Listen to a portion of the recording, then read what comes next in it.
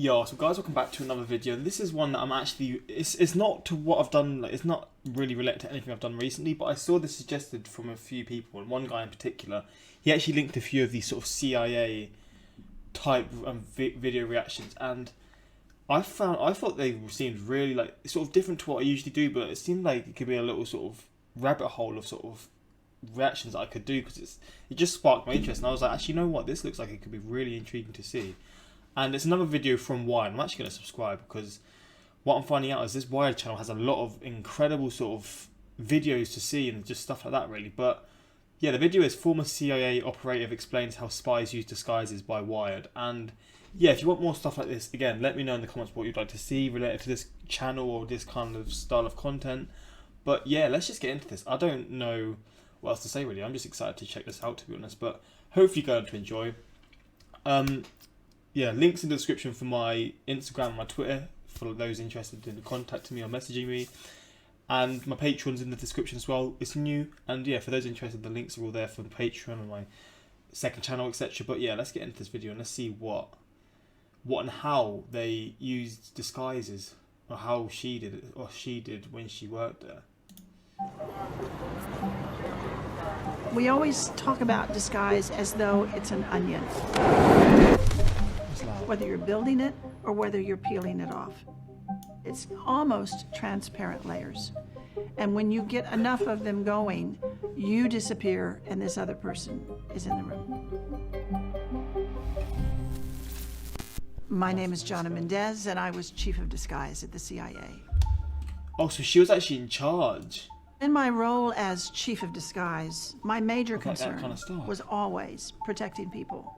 Protecting our case officers who were going into situations that might be dangerous, but importantly, protecting the foreign people that we were meeting with, who were very often risking their lives. If you were working in Europe and you were meeting with a clandestine source at a cafe, your biggest concern might be that your next door neighbor was going to wander into that cafe at that moment and say, "Hi, Bill," when you weren't Bill. And that kind of casual stumbling upon people was an issue. And so you'd wear what we called light disguise. Light disguise can be something as simple as a wig, maybe some facial hair, maybe some glasses, not a big deal. The other extreme is advanced disguise that you would use for up close and personal for an extended period of time, or the person you were talking to would have no idea that you were not in true face. Okay. One of the things that was going on, what? Extended period of time, or the person you were talking to would have no idea that you were not in true face. I thought that was a real person. Oh my fuck. How? Oh, bro, that is ridiculous. That is absolutely ridiculous. I'm gonna have to check out more of these disguise type videos. What the hell? That is ridiculous. How is that even possible? One of the things that was going on when I was chief of disguise was an enormous research program into the new advanced disguise system. It was basically the masks that everybody always wondered if we used masks, and this was the beginning. This is a series of photographs of when I met George H.W. Bush in the Oval Office and revealed to him that I was briefing him wearing a mask. When you go to disguise a person, the general idea is that you're going to meet with someone in this disguise and they're going to write a memo of the person that they just met with. We want every item in that memo that describes you to be wrong. If we're looking at a man and we want to change the way he looks, start at the top, and the first thing that comes up is hair. What's he got and what do you want to do with it? If he has curly hair, you want to go straight. If he has dark hair, you might want to go light. Okay. If he's young, you might want to throw in some gray. If he's old, you might want to cover up the gray. Do you present with facial hair? If you don't, maybe we're going to give you some. If you're going to be somewhere for a while, maybe we're going to have you grow some. We have made prostheses on occasion. You could actually change cheekbones. You can add something here. You can add a forehead. You can do a nose. We could do what we call dental facades. We can change actually the shape of your face with the right dental facade. This piece is called a plumper because it increases the plumpness of your gums. And when it does that, it changes the profile of your face. The last thing is artificial palates. We take an impression of the top of your mouth. They can change your enunciation. They can cause a slight lisp. It's a little bit different. They change the that is the in-depth details. I mean, it makes sense because the CIA is one of like the most sort of secretive kind of things, so it does make sense as to why. But like, they go into depths like that where they change how someone speaks and sounds. Again, it makes sense, but how they sort of pronounce certain things, like that is next level, but it's needed, right? But it's just crazy. Everybody Didn't even know that was possible. There was like sort of things that could help do that. wears one, but if it's enough, it's very useful. We very often discover that older looking men are considered less threatening than younger looking men, so we like to age a person. With women, you have a broader range Wait, let me just of what you can do. You also have one extra step. You could turn a woman into a man. I would mention that it's almost impossible to turn a man into a woman. Yeah. What we do is always additive. We can make you taller, we can make you heavier, we can make you older. We can't go the other direction. That's crazy. You want to be the person that gets on the elevator and then gets off, and nobody really remembers that you were even there. That is a design goal at the disguise labs at CIA. Disguise isn't just all about the facial oval. It's about how you dress, how you present yourself in a public environment. Americans are oblivious to what it is that reveals them to a foreign crowd or a foreign intelligence service when they're out in public. In terms of behaviors, there are a lot of small actions that give us away. The way we eat. Europeans use the fork in their left hand and it doesn't travel back and forth to the right hand, whereas we're constantly putting down a knife and moving utensils back and forth. The way we smoke, we put it between our first two fingers. They tend to hold a cigarette between the thumb and the first finger. When an American stands, they tend to support themselves on one foot or the other. In Europe, they stand straight up. They don't lean on anything. Their weight's equally on their feet. Changing the way that you walk requires some I didn't even know there's difference in those kinds of amendment things. to what you're doing. You're going to need a physical apparatus to make you walk differently. You can't possibly say, okay, now I'm going to limp. To change my walk, I put a little piece of gravel in my shoe. Just a little thing that pinches my toe. And it changes my walk whether I want to or not. Smart, actually. You can put up... We've all had stones in our shoes, right? I mean, I used to get it all the time when I played football down the park. On like a gravel, concrete type court. So I know that feeling for sure. And it'll be stuck on your feet for a little bit and you just can't walk. A bandage around a knee, something that restricts you, will change your walk.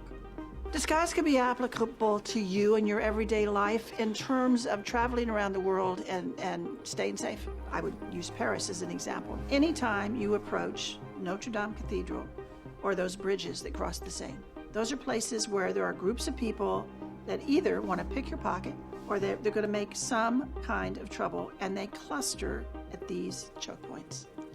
And if they can tell from your sneakers, if they can tell from your baseball hat, or a lot of other behaviors that we exhibit, that you are an American, you become a target. If you just want to play it safe. There's nothing wrong with stopping in a local store and buying some local clothes. If you smoke, get some local cigarettes. You can always add a pair of glasses. You can always add some kind of hat. Just back yourself off from that American imprint that we all carry with us in so many ways.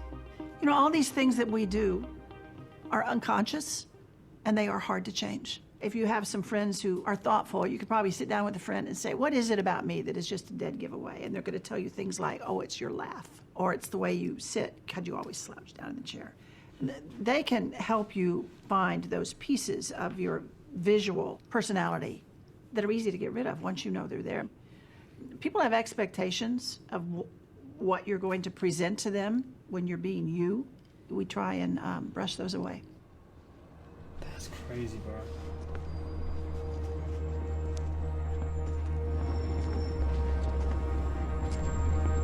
Quick change is the ability to clandestinely change your appearance. Typically, when you're out on the street, you're using the crowd as a mask. When we're doing this, we measure it in You're using the crowd as a mask. It's a good way to put the it. number of steps. And then we rehearse. You're sort of fitting in, like, with just how everyone knows, just the norm. Like, you're not sort of sticking out like a sore thumb. Whoever's going to do it, you're going to go in the gap. You have 37 seconds to come out with those changes. The goal of the quick change is to disappear. If you had surveillance and they discovered that you were gone, you didn't want them to think that you had escaped. You wanted them to think that they had lost you. It was their fault.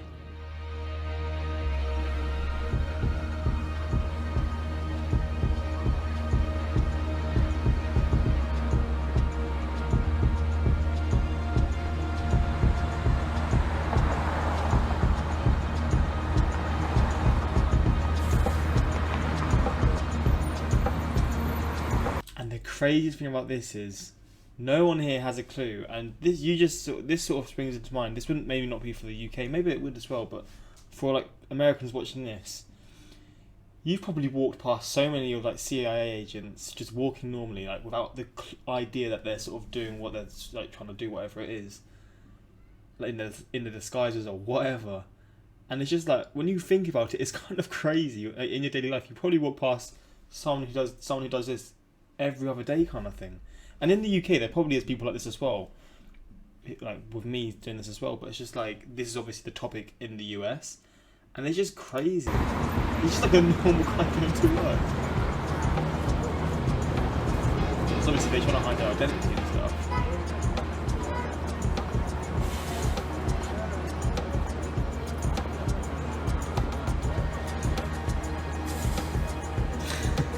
What's he doing now?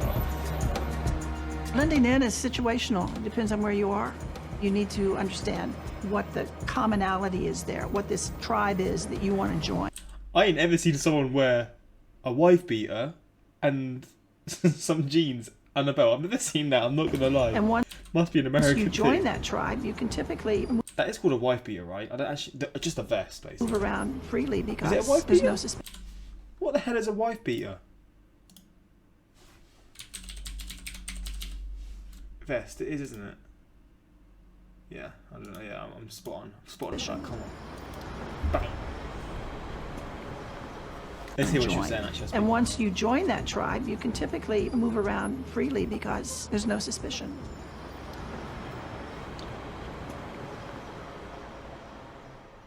You can't summon up a disguise in the middle of an event, but going to the event, you can say to yourself, I think I'll leave my baseball cap and my sneakers, and I'm going to leave all of that in my room. And you can realize that being out on the street as an American is sometimes dangerous. One of our officers, probably working out of the American Embassy, would have surveillance 24 hours a day. They'd have teams of people following them.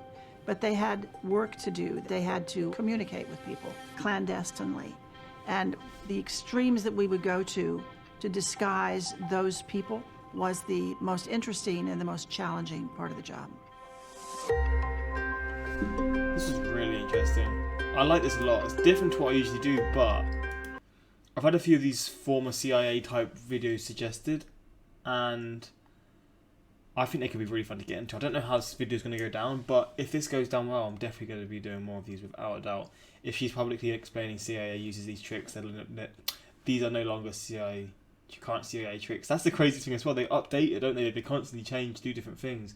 How did this turn into how to disguise into how to not disappear American into Europe? I was kind of thinking, like, wait, where is this actually going?